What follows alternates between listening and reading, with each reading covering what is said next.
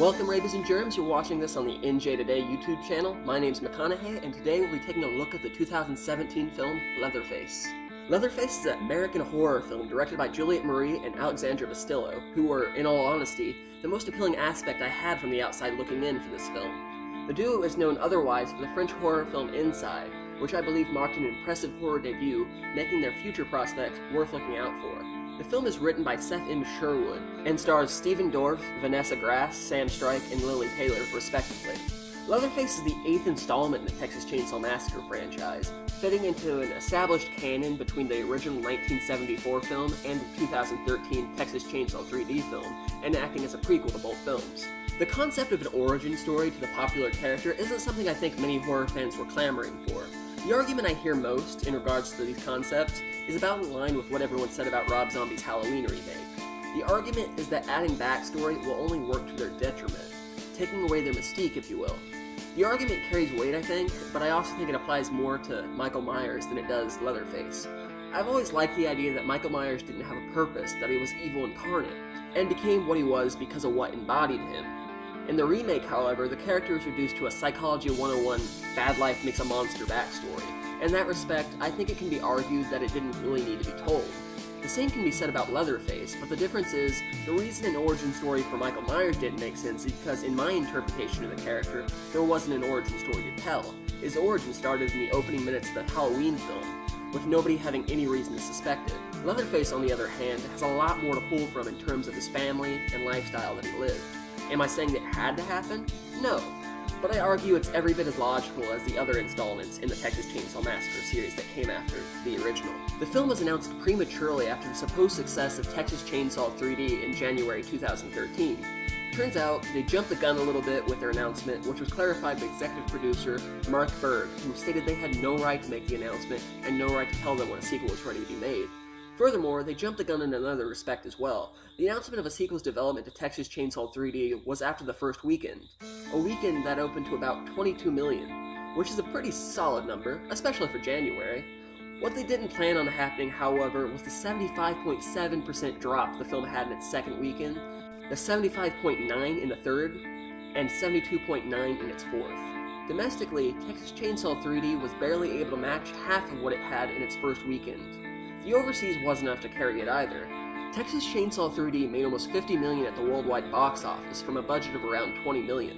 This isn't a downright misfire, but after the theaters have their cut of the profits, and they cover the marketing budget they had for the film, it's likely this film had to count on synergy and home video sales before it started to turn an actual profit.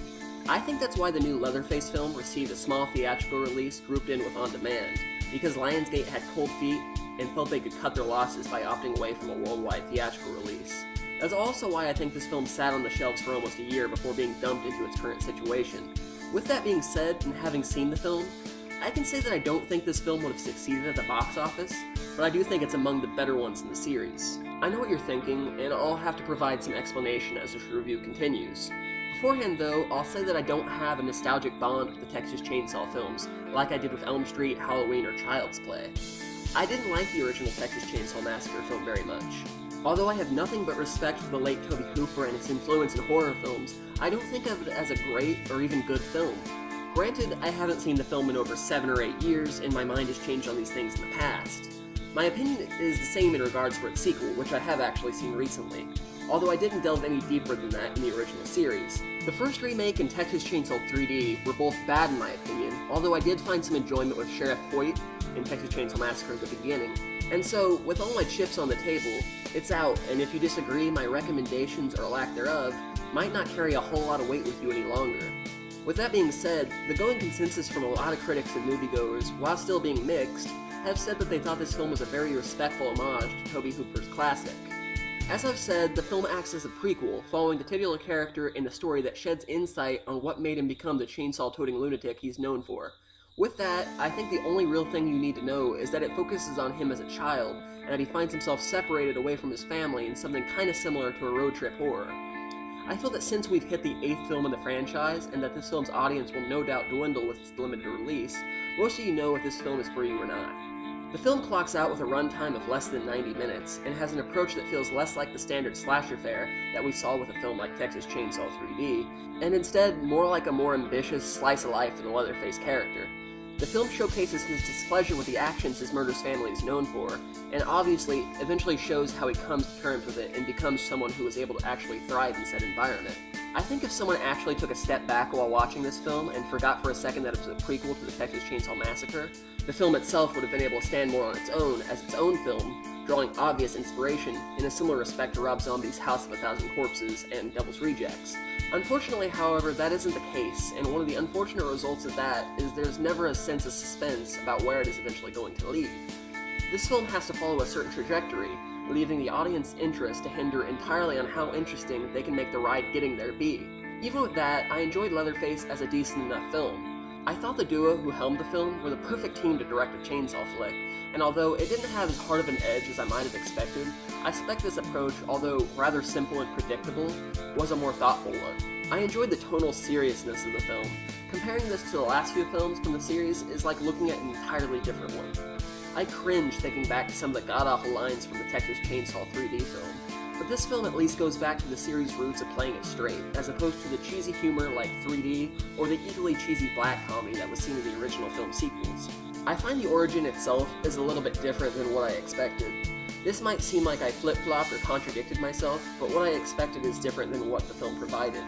The Leatherface character is brain damaged and generally animal-like in most of the films, but in this film he isn't brain damaged and is even consciously against what his family represents. This clearly means that something in the film has to happen in order to leave him brain damaged and unstable as he is later in the continuity. I don't know all the nooks and crannies of the Chainsaw lore, but like Halloween's interpretation, I never imagined a trauma making Leatherface, but thought it had more to do with him being molded by his upbringing, and his mind already being very vulnerable and diminished because of the effects of inbreeding. I always thought that was a shtick of the series, that someone like this could exist in an uneducated backwoods area, and the reason I thought this film could work is because I thought it would focus on his family dynamic and how his obedience and behavior was molded. The way they did it in this film, I think it is a lot less interesting. Unfortunately, it's similar to the Halloween remake, but looking at this film as its own unique concept, I have a lot less dislike for it. The acting is mostly permissible. I would say that Lily Taylor as Verna Sawyer in the film is the only performance I think would really be worth highlighting, but I don't think anybody dishes out what I'd call a bad performance. The cinematography and editing in this film is at its best when it's understated, which is seen more pleasantly in later parts of the film. The worst aspects are the scenes at the hospital, which use excessive, choppy edits, with a flickering light that succeeds at inducing migraines more than it does instilling a sense of chaos or madness in said circumstances. The storyline itself also felt a little bit muddied at times, with too many characters and not enough development to each theme. I enjoy that they went with a shorter runtime, but I also wish they would have complemented that with a more straightforward story. I enjoyed the end, which was predictable, but was a nice way of turning convention on its head. But once more, the film suffers because its approach makes moments like that a lot more diluted. I feel that what Leatherface amounts to is about what the general consensus has said. The film is a respectful iteration in the Texas Chainsaw Massacre franchise, but it is also very predictable and very run-of-the-mill. The characters aren't highly developed and the story itself is only passable. Certain editing and cinematography decisions had me scratching my head, but really for the most part, it's not enough to tilt it one way or the other. Leatherface, simply put, is a decent enough film. But stacked against its most recent predecessors, it's understandable to see why it might be held higher than that. I'd recommend the film to fans of the franchise, but I don't believe it's the type of film that will change anyone's mind about the franchise or gather up any newcomers. Thanks for watching my review. If you enjoyed this video, feel free to subscribe to the NJ Today YouTube channel where I frequently post opinions on movies and video games. I am also a writer with my newest book, Catherine Forever with Love, soon to arrive on Amazon for Kindle and paperback in celebration of Halloween. And otherwise, that's pretty much it for me in this video. But before I go, I'm happy to induct the video game Dark Souls into the Great List. I will also be grandfathering in Prince of Persia: Sands of Time and Resident Evil 4, two video games that I actually previously reviewed a few years back on the Masochist Gaming channel. Thanks for joining me on this review, and I'll see you next time.